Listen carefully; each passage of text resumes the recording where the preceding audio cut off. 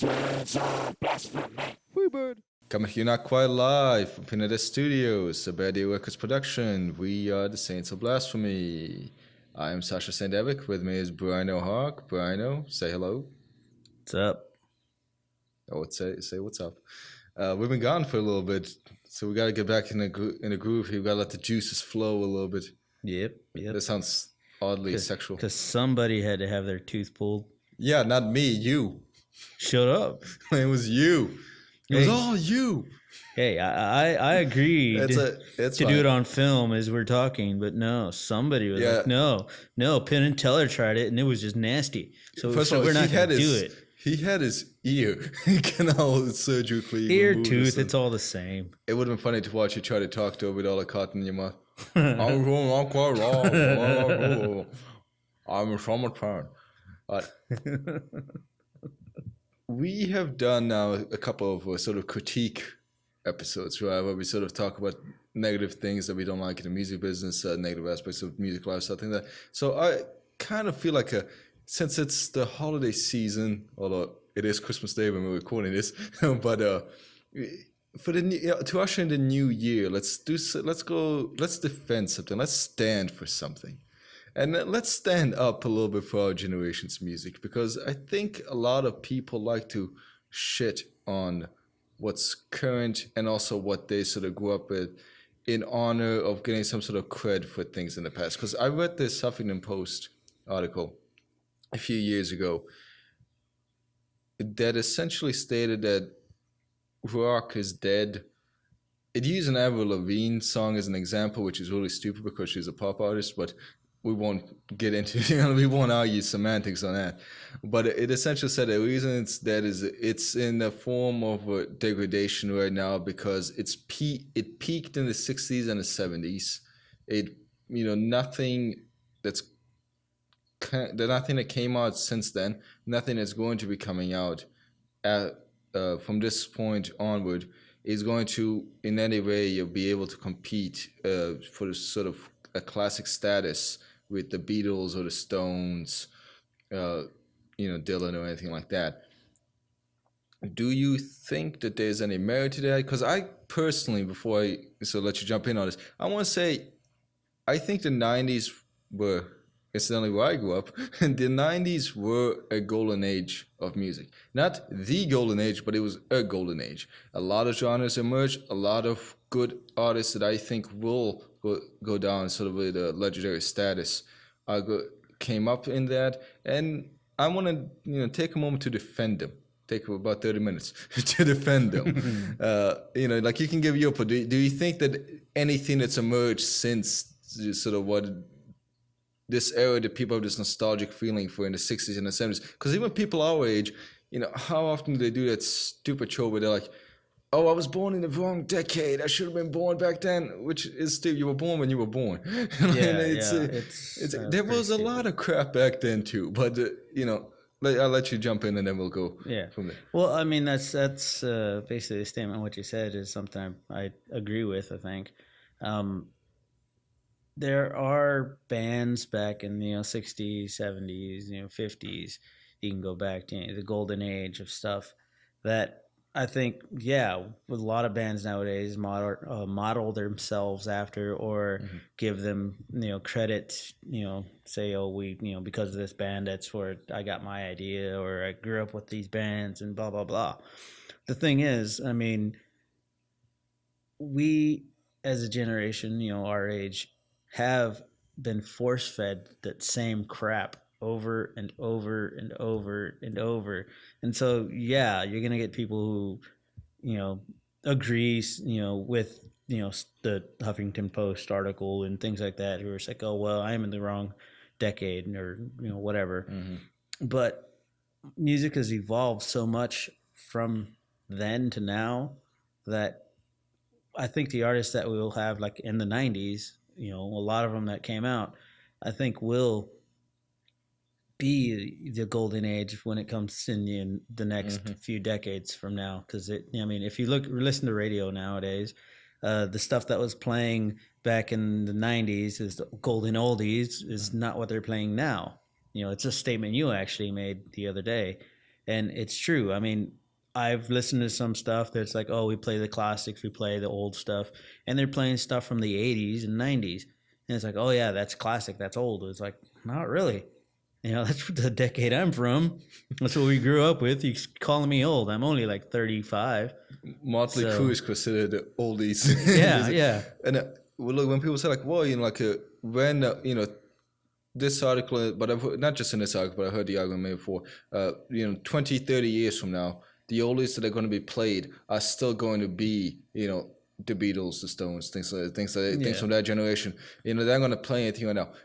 I think that's a really myopic way to think of things, because they're comparing it now, like, well, all those stations are still playing those now, and it was, because the people who grew up listening to that are still alive. Yeah. Once they drop dead, they'll still play the Beatles. Look, I like the Beatles. There's a John Lennon picture not that far from me right now. It's not there just to add decor to our little studio. I actually bought this, and I had it in my room for a long time before the show was ever conceived. Yeah, and that's why I'm like it. The author of this work, as well as people who say that, so they're not really thinking of it in a long-term way. The reason those stations still play that is because the people who are most nostalgic when you think of old is that generation who's still alive and listening to that. Once that generation starts dying off, in our generation, we become the old shits, listening to music, rapping about the good old days, of our music. They're going to start playing stuff more from the 80s and the 90s. And at some point, they're going to even start playing stuff from the 2000s, when it's 2067. Yeah. No, but the thing is, I do kind of, I didn't read the article, so I can't say I agree with the article fully because I don't really know what it says. But off of what you've told me, I do kind of agree with some of the statements that have been said, in a sense that, the golden oldies, like, the Beatles and stuff, are going to still be played. Yes, they are. They were that influential that they're not going to go away in history stuff. If you think about it, people still listen to Mozart, Beethoven, Brahms. That's 1800s and further back. We're still listening to them. Why? Because they were influential and they were good at what the hell they did. You can name other artists that only a few people will know. There's very few who really listen to it and they go into the back catalogs of everything, and they're not really known. They didn't really have any big hits. You can do that back to 50s. There's a lot of bands and artists that no one really knows anything. It's kind of silly that there's articles saying, oh, well, the golden age is in the 60s and 70s because that's when all the good music came out. There's also when all the crap came out, just like the 80s, the 90s, and now, 2000s. There's crap coming out. But, yes, the 80s is probably the biggest worst trip. Crap. The acid there, trip. but either way, the article does state that, yes, Rolling Stones and Beatles and, whatever else is going to be playing throughout. Yes, they are, because they were influential and they modernized, or not really modernized, but they brought the old blues, revolutionized rock, revolutionized it. They brought in aspects of what, the black community, in a sense, was listening to, with like the blues and Muddy Waters. Made it mainstream. And all that stuff. They brought it out. Elvis was the first, and goes from there, And now it's like we have all this other styles of music that are out there, and people are saying, oh, well, it's crap, but maybe crap to you because you're used to the older generation style stuff and you're not evolving with the times. We need to keep in mind, though, that there is something, when we talk about the longevity of a song or a band or things like that, we remember things like the Beatles and the Stones and things like that because they were very important to define the genre of music that they played in at the time, genres that were still up and coming, genres that were still being invented, in a sense. So, of course, we're going to remember them. We don't remember any of the nonsense, repetitive, forgettable poppy love songs that came out at that time. There was much crap as the crap that we have now. The reason why you can look at the stuff now and you can be like, wow, everything that we have right now is so stupid, it's so repetitive, and why are they giving influence? Yeah, because you're in this time frame. So of course, when you're in the time frame that you're at right now, and you're being shoved all this stupid mass market produced shit. And like you're gonna be like, well, gee, when I turn to the oldie station, they play all these good songs. Of course they do. No one's nostalgic about the bad songs. But but let's get right down to the point that this one, like the challenge, the sort of producers, but people have this mindset, to defend our generation. They'll say things like, name somebody that came out. Let's just pick the 90s. Name someone that's come out since like 1990 or whatever, who's gonna have the same staying power as the Beatles.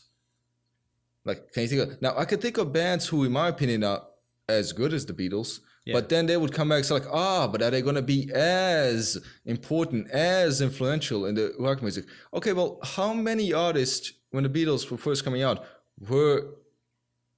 had the opportunity to be influential? How much competition was there within the music scene in the 1950s, in the 1960s, within these genres, especially like the ones who were being played by the record labels and were given the sort of mass exposure that they were? Yeah. Like, who else was in that league? Nowadays, how many artists are competing for that status now, and how many good artists that might have that same sort of, could have that influence, but they don't because there's just too much noise. Like, even if it's good music, it gets drowned out as noise after a while. So I don't know whether that would be a valid point to bring up or not. Yeah, I don't really know what the status of some of the artists will be later on, throughout the years or any of that stuff. And yeah, how much of it is noise and how much it isn't. I mean, there's, in my opinion, the bands you can mention, like what you're stating, is if someone asks you, someone going to be, or what band is there going to be, 20 years from now or whatever, even further, that you can say, or like the Beatles. Well, I mean, to me, Nirvana, which did change a generation, and people can argue it all they want, but they still go back to the fact that yes, Nirvana was one of the leading people in the whole grunge, movement and all that stuff. They can name whoever they want, Pearl Jam, Soundgarden, blah blah blah. And to me, Nirvana was one of those who was mainly in the limelight. They're not really pushing it on purpose, but that's just what kind of happened. And so people do see them as like, oh well, it was the Beatles, it was Elvis, it was whatever, as much as they want to fight it.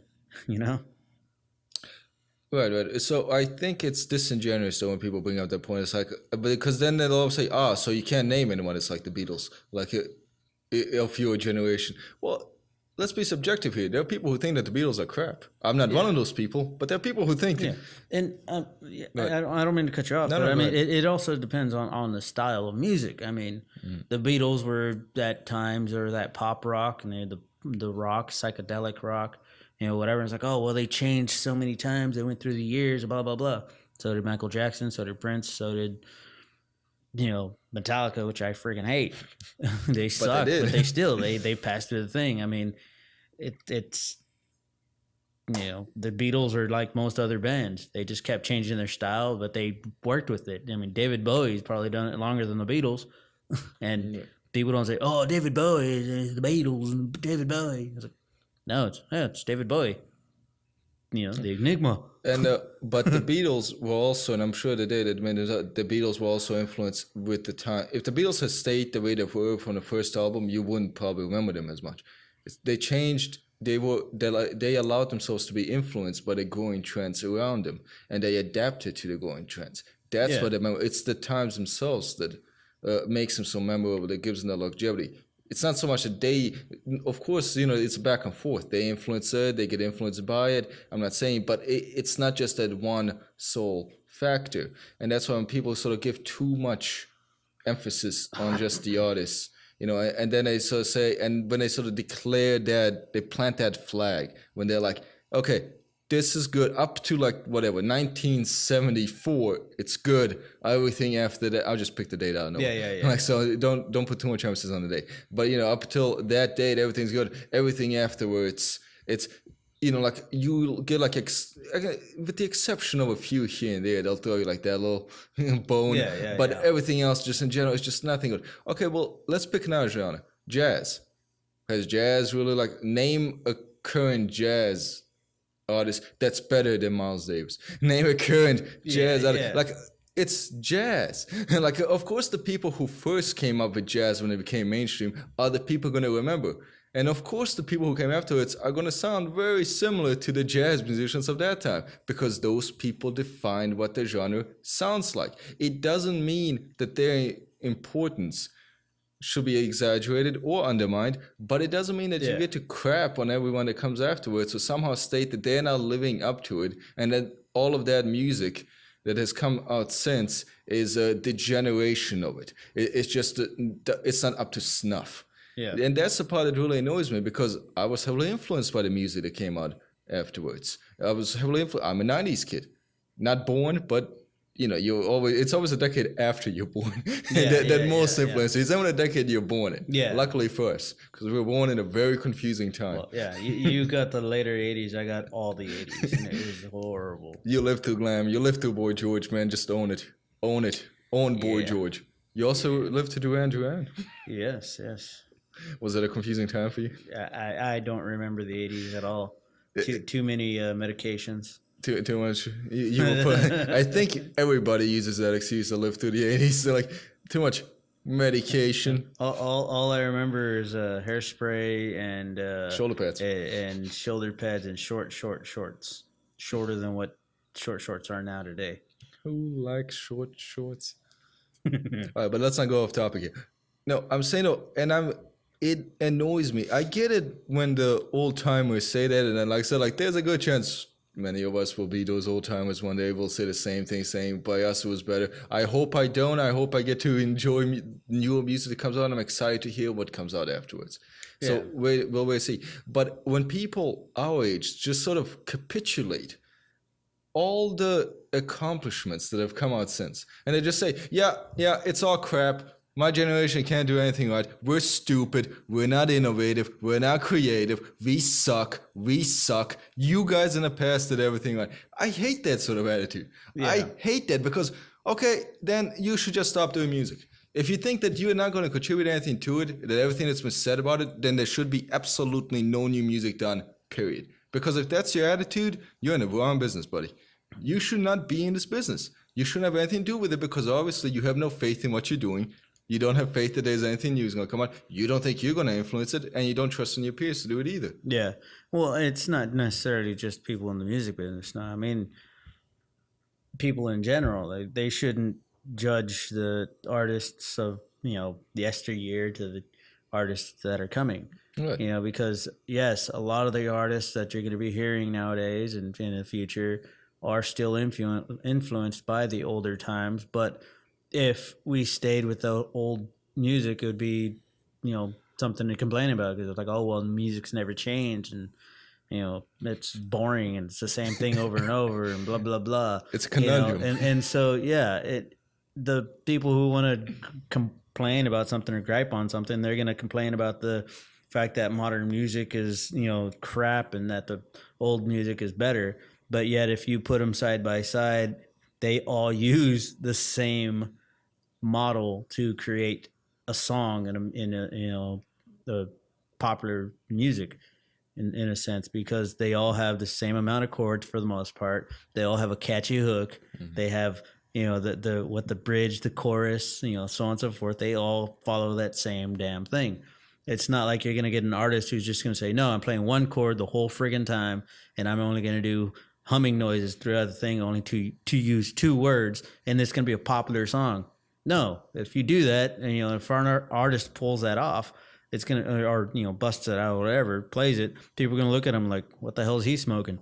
But it's something different, but they can't do that because if they did, they wouldn't be taken serious, But so modern music and old time music is all done the same way, and so. That article that you mentioned, I think is total bull because, you'd have to be an idiot to believe that article at any point because of the fact that if you just open your ears to any modern music, you'll see that it follows a path of the same stuff that like the Beatles and the Stones and whatever. Well, and yes, it doesn't sound the same, but still it has that same thing. And it doesn't matter what genre, because a lot of people will say, well, yeah, the Beatles. We mentioned the Beatles so many freaking times here, and it's yes, they've gone through so many different genres of styles of music. You know, the psychedelic, the rock, the pop, the blah blah blah. But if you go into pop music, you know, the popular music of what, like, you know, Christina Aguilera and Adele and all them, that type of stuff, you'll have a whole different aspect of who you're going to mention. Who can you say back in the 60s and 70s was that style thing for the pop? Like, no one, I can't think of anybody right off the bat. You know, I'm trying really hard. I'm trying really. I don't think. Well, I mean, you didn't really have like the poppy. Some of it now said you did, but band. you didn't. But you can't really mention them. Why? Because like Beatles were a big thing. I mean, yeah, if I followed more of even some of the earlier songs though were very much what we would consider now boy bandish pop. Yeah. But I mean, the thing is, like, if I followed more of the pop stuff, I'm sure I'd know a couple artists to pop out of my top of my head or whatever. Right. But the only things I can think of that would be like, you know, the poppy songs is like Sinatra's Daughter or whatever, you know, the boots are made for walking. Yeah, Nancy thing. That's the only thing I can think of. And it's not the greatest song out there. It's a catchy tune. But how many people actually, catchy. You know, how many people actually know that song or know any other song she's ever done? You know? But see, that's where I think they also become inconsistent, because at one thing they'll start out the argument by saying, it doesn't sound as good as stuff done in the past. And you're like, well, you know, like a lot of them follow the same stuff. Probably like, oh, we'll see, they're formulaic. They can't come with their own creative thing. Okay, well, which one is it? And second of all, yes, they have to follow, because these are the first, not the first artists who did it, but they were the first ones that you as a audience were probably introduced to this genre of music. And they follow the formula too. And of course, everyone who's going to play within that genre, yes, they have to follow a certain sound that, you know, you're going to identify most with the first ones that you heard it. So it's more of a, I don't know, you're being a little bit selective, and you're being a little bit unfair to everybody else. And do we actually do this in any other field of art? Like, does anybody go in movies, like, well, you know, Citizen Kane did it like this. What is this generation's Citizen Kane? What movies come out that's better than Citizen Kane? It's funny that you mentioned that movie, because I have actually I didn't have the argument, but I heard an argument over the fact that movie was so well done, and it's the best movie ever, considering, you know, the way it was done, and it doesn't compare to any movie nowadays. You know, when I was doing my, you know, studying for film stuff, you know, and I think that's hilarious that you mentioned that, because Citizen Kane way back then, yeah, it's a good movie, it's whatever, has a plot twist, blah blah blah, and a lot of movies kind of use that same type of thing to get it going, whatever. But that is a crap movie compared to what's out nowadays. Like, you're gonna get a lot of people arguing with you on that. Yeah, but like visually, it is a hell of a lot, you know, better nowadays than it is then. Storytelling has gotten better as well. It's gotten more complex. It's gotten more complex, but it's gotten better. And I mean, yes, back then, you know, whatever hell it came out, because I can't even think of the dates right now. It was 30s. Yeah, I think it was like 30s, whatever.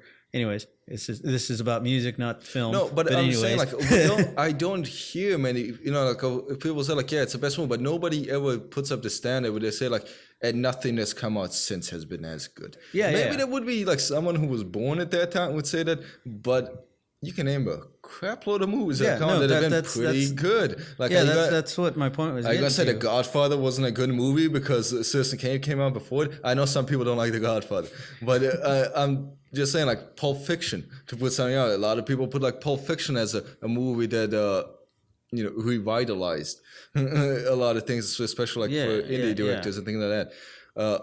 But who's gonna say, like, well, you know, Citizen Kane did it better?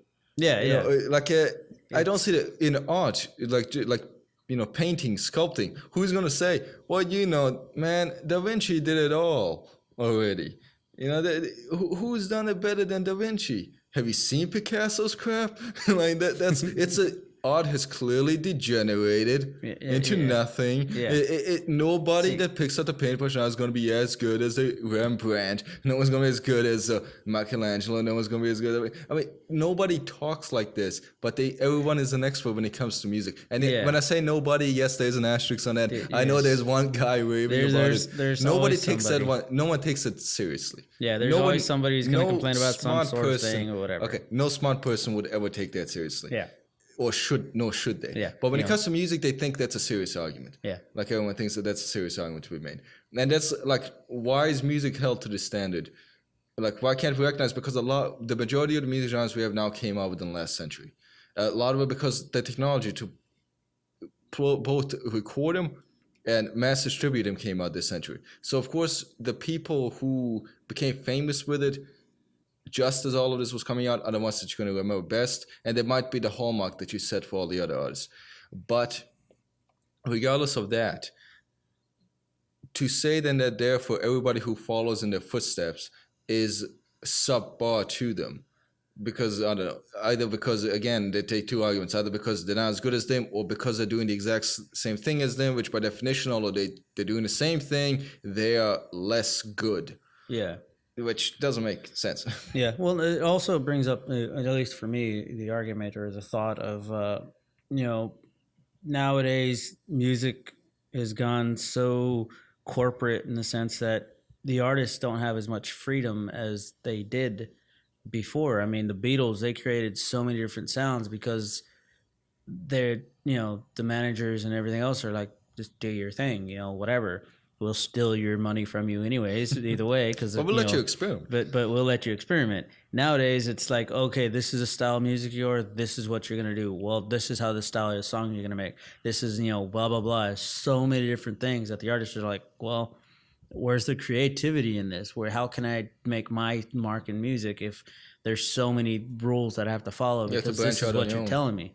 And so, that gets into a whole another topic that I think we'll talk about some other time. Probably soon enough. Of the independent artists, the indie labels versus, big corporate, stuff or, whatever out there that can screw you over. But yes, the pros and cons between them of like, what does the major label give you and what does the indie label give you?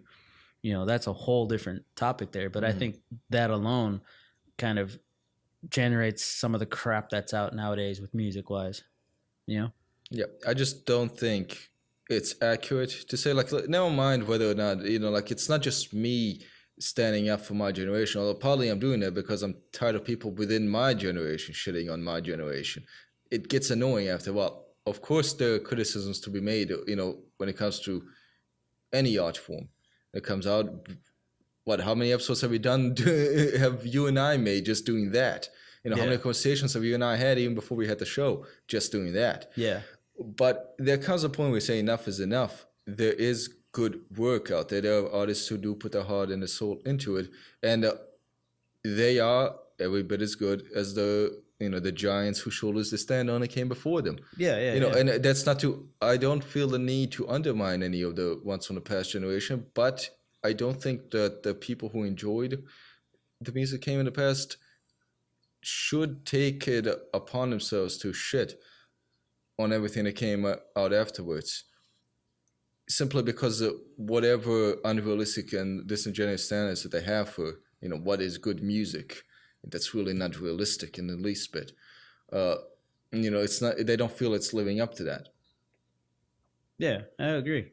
I mean, I do think that it's, music business or music in general has been too harshly judged by people who have no reason to judge it, because they're stuck on the old times and the new times, whatever, a bunch of old farts pretty much, what my opinion is.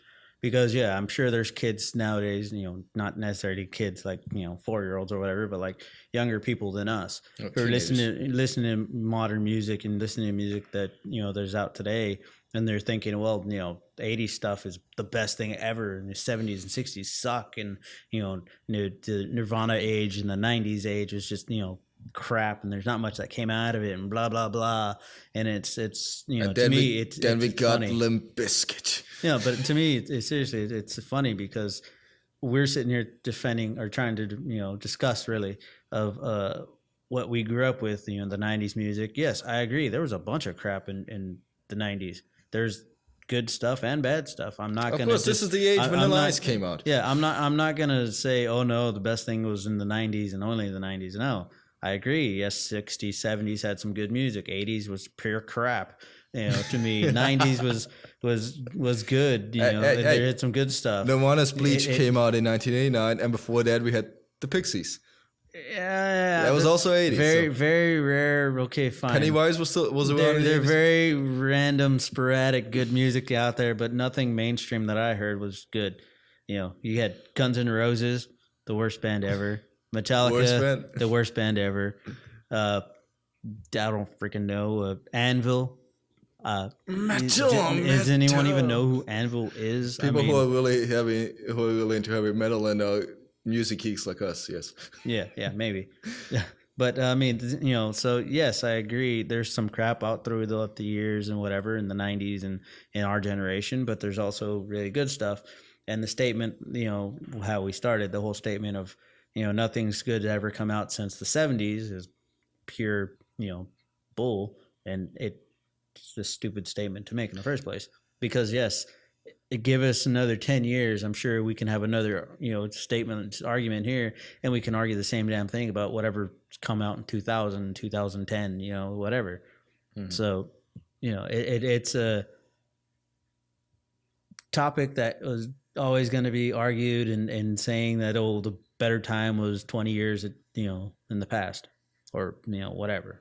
There's always an undefined, whether it's music, whether it's politics. Everyone always appeals to this undefinable, probably imaginary, mythical golden age that didn't exist if you were to get in a time machine.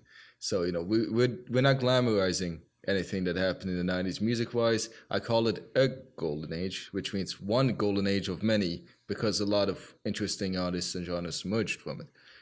And hopefully a lot more are going to emerge from it. And I'm interested to see, and I'm excited to see what's going to happen. So I don't believe music has peaked. I don't believe there's a downfall. And I think good music will rise to the top, and inevitably bad music will sink, no matter what the current, no matter what's currently being played by the radio. Yeah, I agree. All right. Well, so I think that's we've said all we're going to say about this time. Our little rant, defense, our positive. this was our positive. We probably got the most passionate and angry in this one than any other one. But this is our positive episode on behalf of the '90s. Yep. All right, you guys have a good day. All right, see you guys.